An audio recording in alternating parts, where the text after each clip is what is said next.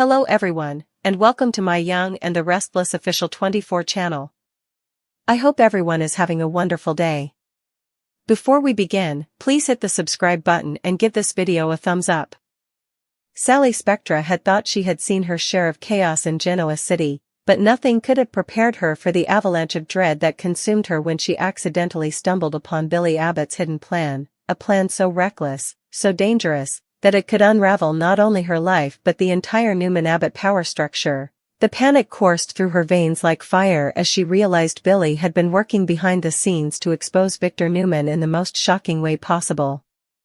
Only to discover that Victor's body, supposedly secured and accounted for, had mysteriously vanished, leaving behind a void filled with suspicion, terror, and an unshakable sense of betrayal. In that moment, Sally's mind raced with questions she couldn't even begin to answer. Had Billy gone too far in his obsession to take Victor down? Had someone outsmarted them both? Or had Victor himself staged yet another elaborate move from beyond the grave, testing everyone's loyalty and resilience in the cruelest fashion imaginable? The images haunted her as she tried to piece together the fragments of what she knew, replaying the scene of her discovery like a nightmare loop, the coded messages Billy had left behind in his office, the suspicious late-night phone calls, the cryptic remarks he thought no one else could decode, but she had decoded them, and now she bore the weight of that knowledge like an anchor threatening to drag her down. Her panic grew heavier as she contemplated what Victor's disappearance meant, because if Victor was truly gone, someone had to have taken him, someone with resources powerful enough to outmaneuver even the Newman family's formidable reach, and Sally feared that by knowing too much, she was already a target in a game she never agreed to play. She could feel her pulse in her throat as she paced her apartment, whispering to herself about whether she should confront Billy directly, but the very thought made her chest tighten, because confronting him could either save them all or sign her death warrant, given that Billy's desperation often made him volatile and unpredictable, and Sally knew he was teetering dangerously close to the edge of obsession, consumed with bringing Victor down at any cost, blind to the collateral damage that would inevitably fall on those around him, including her. The thought of collateral damage made Sally's hands tremble as she recalled her entanglements with both the Newman and Abbott families, the delicate balance she had fought to maintain, the alliances she had carefully constructed, all now at risk of crumbling if this explosive secret detonated. She tried to breathe but it came out shallow and jagged, because every scenario she imagined ended badly. If she stayed silent, she became complicit in Billy's scheme and would shoulder blame when the truth exploded,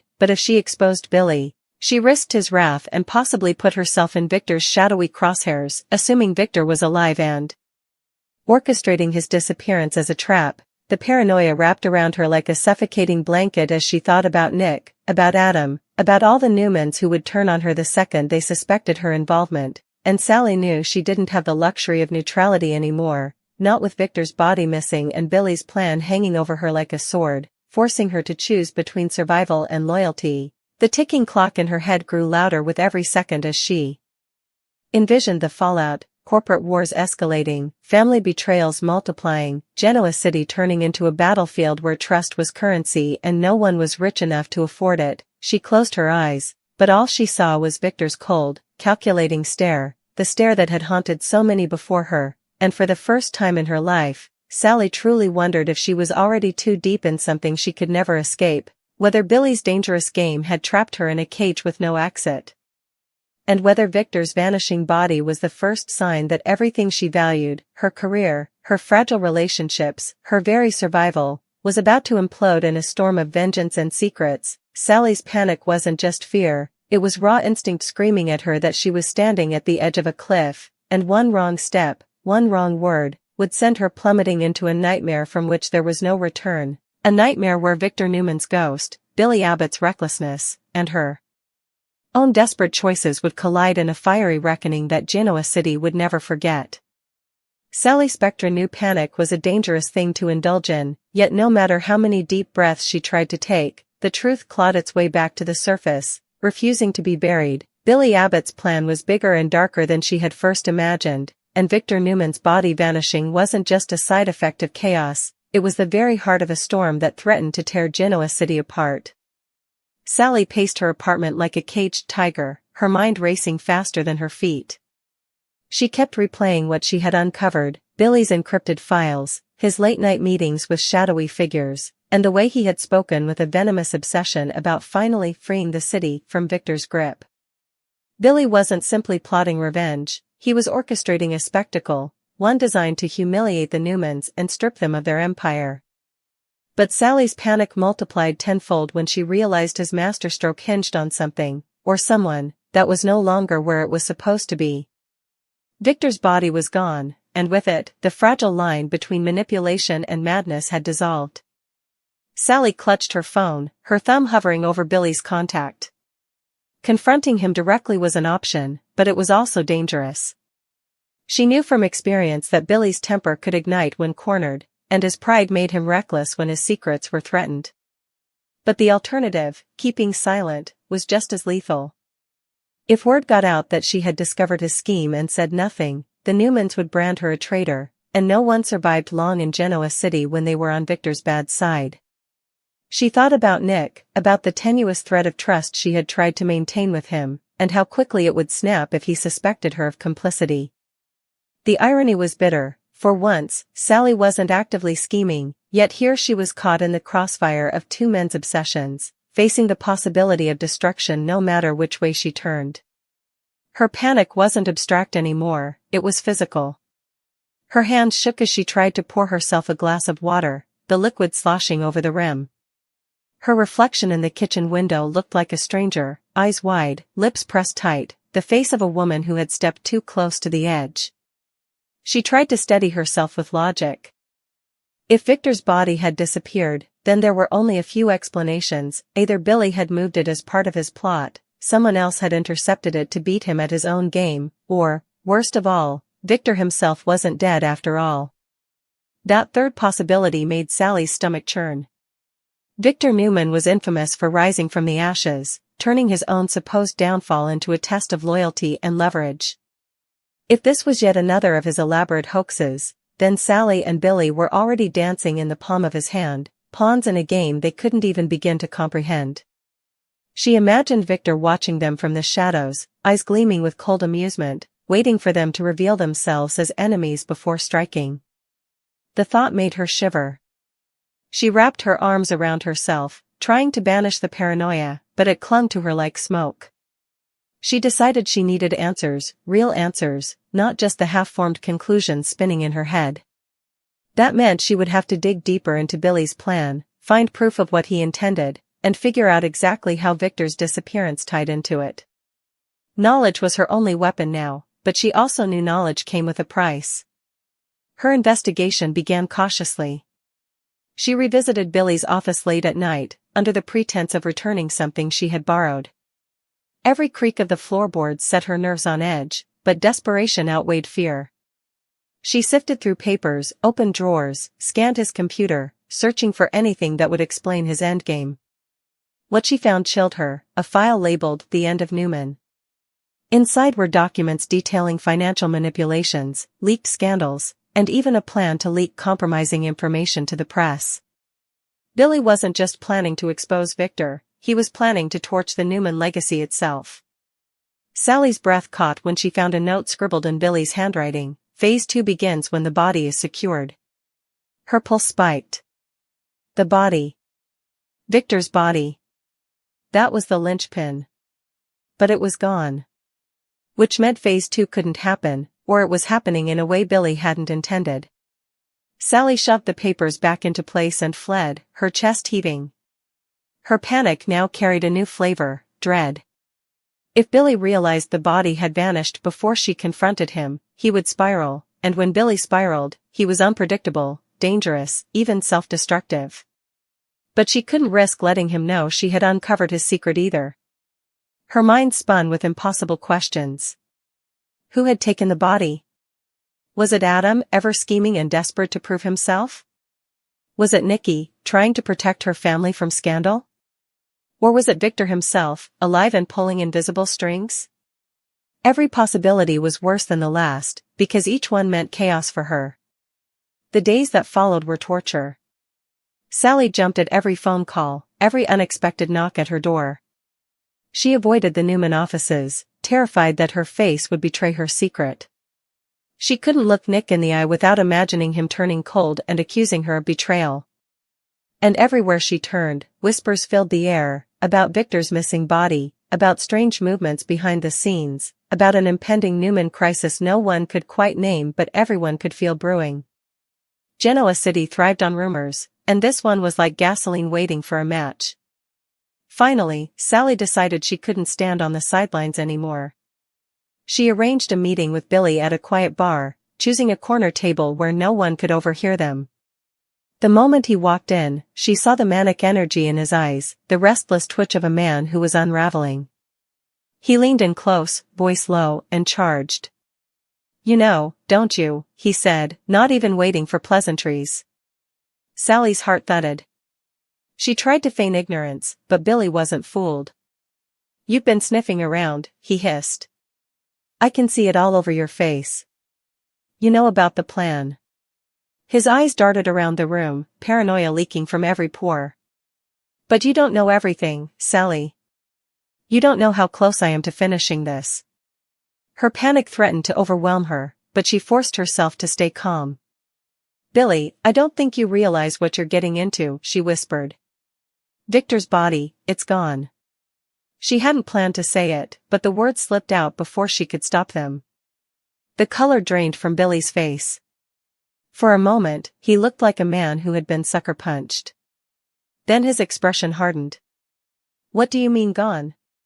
His voice was sharp enough to cut glass. "It was secure. I made sure of it." Sally leaned in, desperate to keep him from making a scene.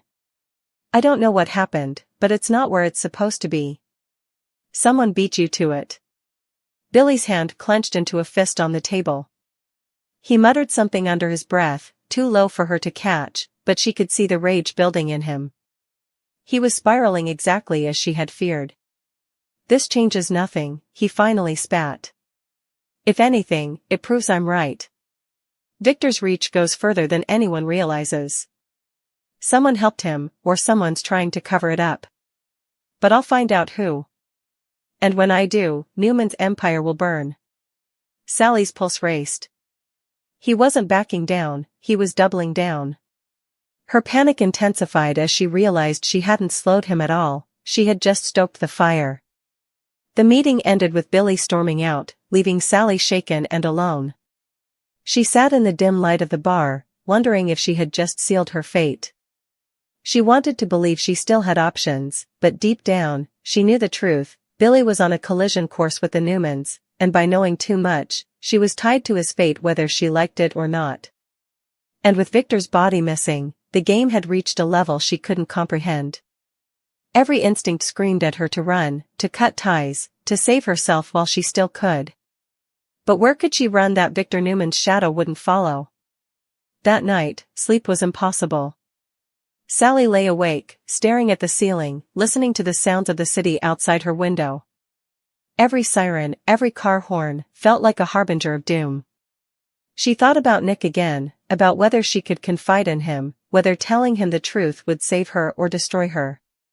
She thought about Adam, who might already know more than anyone suspected. And she thought about Billy, spiraling further into obsession with every passing hour. Her chest tightened as she realized the terrible truth. She wasn't just panicking anymore, she was trapped, tangled in a web spun by two powerful men and haunted by the ghost of one who might not even be dead. And as dawn crept through the blinds, Sally whispered the words she had been too afraid to admit until now. "I don't think I'll survive this." The morning after her sleepless night, Sally Spectra sat at her desk, staring blankly at her laptop screen, unable to focus on the designs she was supposed to be sketching. Her normally sharp mind was fogged with dread. Every time she tried to push thoughts of Victor's disappearance away, they returned with a vengeance, more sinister than before.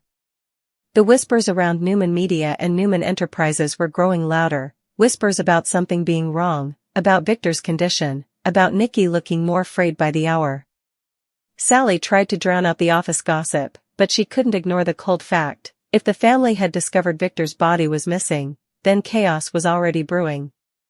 By noon, she had her answer. Nikki stormed into Newman Media, her face as pale as marble but her eyes burning with fury. "Where's Adam?" she demanded, her voice echoing across the lobby. "Where the hell is my son?"